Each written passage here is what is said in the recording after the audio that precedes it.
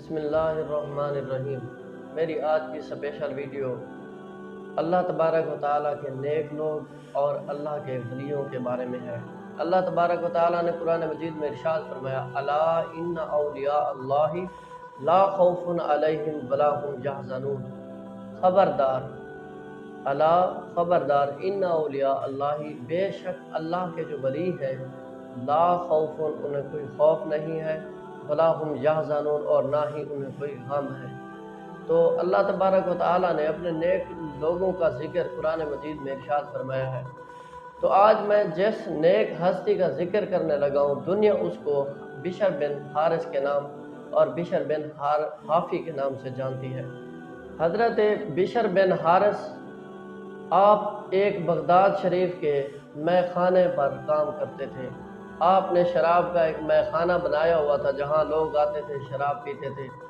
تو ہوا یوں کہ رات کے وقت شراب خانے پر دستک ہوئی تو آپ لڑکھڑاتے ہوئے قدموں کے ساتھ باہر آئے اور بے ہوشی کی حالت میں پوچھا، جی کون؟ تو آواز آئی کہ میں بشر بن حارث سے ملنے آیا ہوں۔ تو اس شخص نے بڑے متعجب طریقے سے، بڑے ہی تعجب سے اس کی جانب دیکھا اور کہا کہ تم بشر بن حارث کو جانتے ہو؟ اس نے کہا نہیں، لیکن میں نے اس سے ملنا ہے۔ تو جب یہ بات سنی تو انہوں نے کہا میں ہی بشر بن حارث ہوں، آپ کو کیا کام ہے؟ انہوں نے کہا میں آپ کے لیے ایک بہت ہی متبرک پیغام لایا ہوں، مجھے اللہ تعالیٰ کی طرف سے بھیجا گیا ہے کہ میں آپ کو ملوں اور میں نے آپ کو ایک پیغام دینا ہے۔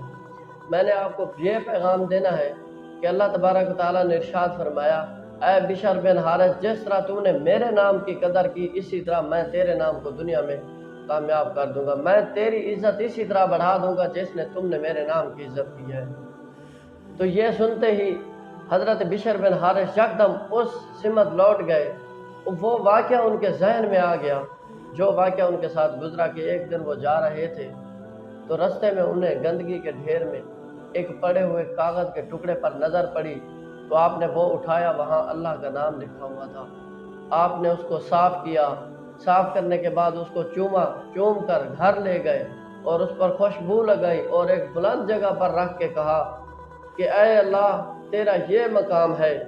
وہ مقام تو بشر کا تھا جس پر یہ کاغذ پہلے پڑا ہوا تھا۔ خدا کو اس کی یہ ادا بہت پسند آئی کہ اس نے اللہ کے نام کی تعظیم کی، اس نے اپنے رب کے نام کی اتنی تعظیم کی اور اتنی عاجزانہ طریقے سے جب اللہ کو مخاطب کیا تو رب کو یہ ادا بہت پسند آئی۔ تو اللہ نے اس آدمی کو حضرت بشر بن حارث کی طرف بھیجا۔